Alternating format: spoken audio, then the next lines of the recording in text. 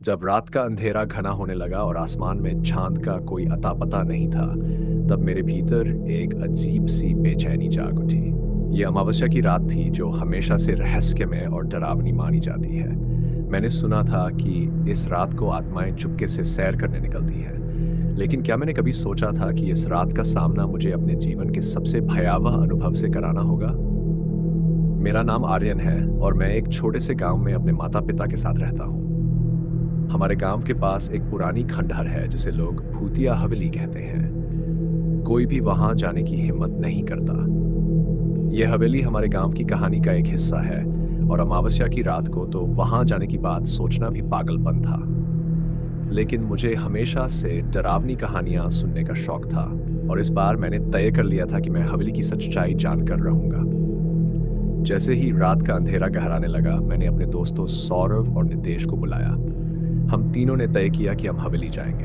हमारी हिम्मत एक दूसरे में थी, लेकिन उस रात की हवा में कुछ और ही था।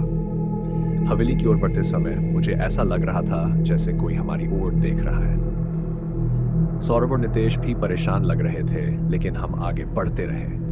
हम जब हवेली के पास पहुंचे तो वहां का नजारा बेहद डरावना था।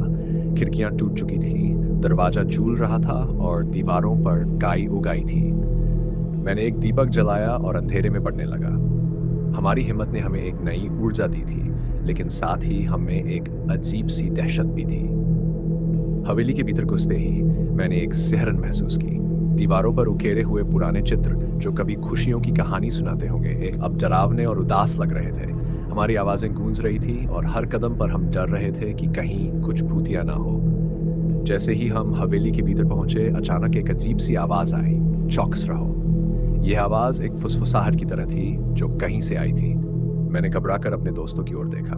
सौरभ ने कहा, क्या तुमने ये सुना? हाँ, मैंने जवाब दिया। लगता है हम अकेले नहीं हैं।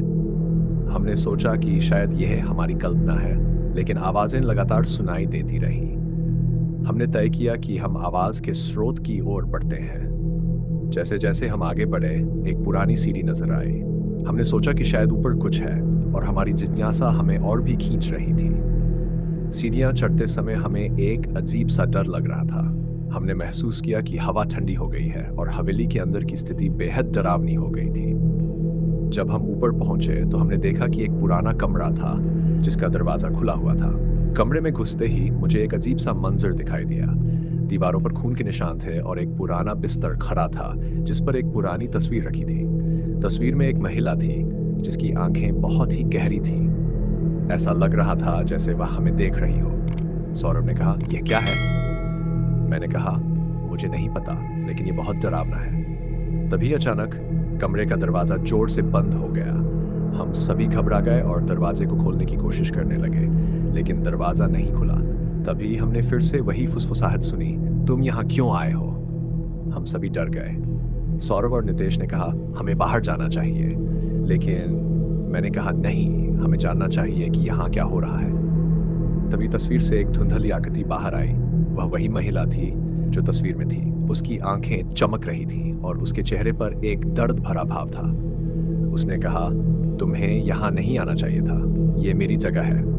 मैंने घबराते हुए पूछा, तुम कौन हो? वह बोली, मैं इस हवेली की मालकिन हूँ। मैं यहाँ वर्षों से बंदी हूँ। हर अमावस्या की रात मैं अपने खोए हुए प्यार को खोजने निकलती हूँ, लेकिन कोई भी मुझसे नहीं मिलता। मैंने कहा, हम आपकी मदद कर सकते हैं। हम आपको यहाँ से बाहर निकाल सकते हैं। उसने कहा, तुम मुझे समझ नहीं रहे। मैं यहाँ बंदी हूँ। जो भी मुझे छुड़ाने की कोशिश करता है वह हमेशा के लिए यहाँ रह जाता है। तभी नितेश ने कहा, हमें यहाँ से जाना चाहिए। लेकिन इससे पहले कि हम कुछ कर पाते, अचानक से कमरे की रोशनी बुझ गई। हम सभी घबरा गए। फिर अचानक कमरे में एक तेज हवा का झोंका आया और हमें लगा जैसे हमें कुछ घेर रहा है। मैंने एक बार फिर कहा, हम तुम्हारी मदद करना चाहते हैं। लेकिन अब वह महिला बहुत गुस्से में थी। उसने कहा, अगर तुमने मेरे प्रेम को नहीं ढूंढा तो तुम यहाँ हमेशा के लिए रहोगे। हमने कहा, हम तुम्हारी मदद करेंगे, लेकिन पहले हमें यहाँ से बाहर जाने दो। वह बोली, ठीक है, लेकिन तुम्हें एक बार मेरे प्रेम को खोजना होगा। अगर तुम सफल हुए तो मैं तुम्हें मुक्त कर दूंगी, लेकिन अगर तुम असफल हुए तो तुम हमेशा के लिए मेरे साथ रहोगे। हमने डरते डरते हामी भरी। तभी एक पुराना दरवाज़ा खुला और हमें उस दरवाजे से बाहर जाने का मौका मिला। हम तेज़ी से बाहर निकले और हवा में एक ठंडी सांस ली। जब हम बाहर आए तो हमने पीछे मुड़कर देखा। वह महिला अभी भी वहीं खड़ी थी, उसकी आंखों में आंसू थे, लेकिन हम वहां से भागने लगे। मैं जानता था कि हमें उसे ढूंढना होगा, लेकिन क्या वह सच में हमें मुक्त कर सकती थी? हम तीनों ने सोचा कि अगली अमावस्या की रात हम फिर से आएंगे, लेकिन उस रात ने हमें एक सीख दी। जब भी हम डर का सामना करते हैं, हमें उसे समझना और उसका सामना करना चाहिए। मैंने अपनी आंखें बंद की और गहरी सांस ली।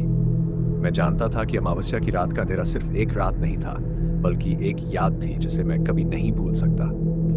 अमावस्या की रात कभी खत्म नहीं होती, वह हमेशा के लिए मेरे मन में बसी रहेगी। एक ऐसा अनुभव जो मुझे हमेशा डराने के लिए वापस आएगा, लेकिन उस अनुभव ने मुझे एक नई शक्ति भी दी। मैं जानता हूं कि डर को समझना और उसे चुनौती देना ही असली साहस है। इसलिए जब अगली बार अमावस्या की रात आएगी, मैं अपने दोस्तों के साथ फिर से उस हवेली की ओर बढ़ूंगा और इस बार मैं उस आत्मा की मदद करूंगा। क्योंकि असली भूत तो हमारी सोच में बसा होता है और उसे समझने का साहस होना चाहिए। यह कहानी सिर्फ एक रात की नहीं, बल्कि एक यात्रा की है जो हमें डर के पार ले जाती है। और शायद अगली बार मैं वहां जाकर उस आत्मा को मुक्त करने में सफल होऊंगा। ये थी मेरी अमावस्या की रात की कहानी। क्या आप इसके बाद भी उस हवेली की ओर बढ़ने की हिम्मत करेंगे?